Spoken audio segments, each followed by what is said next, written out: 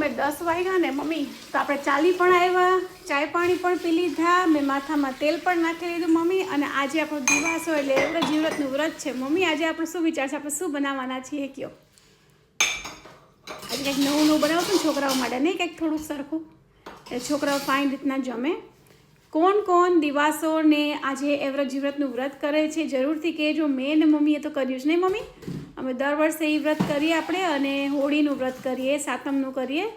એટલે કોણ કોણ કરે છે? અને યુકેમાં રહીને ડેફિનેટલી આ બધી વસ્તુ આપણે જે શું કહેવાય તહેવારો બધા મનાવીએ ને, એક અલગ જ એક્સાઇટમેન્ટ હોય ને મમ્મી. ઇન્ડિયામાં તો બધા એકબીજા કહેતા હોય પણ અહીંયા તો કામે જવું કરવું એટલે હાર્ડ થઈ જાય. પણ કોણ કોણ ક્યાંથી કઈ કન્ટ્રીમાંથી જોવે છે અને કોણે કોણે વ્રત કર્યું છે એ જરૂરથી કમેન્ટમાં લખજો, ને તમારી કન્ટ્રીનું નામ પણ લખજો, હે ને મમ્મી? બોલો બોલો મમ્મી, બધા વેઇટ કરે છે તમારી. બધાને બોલો.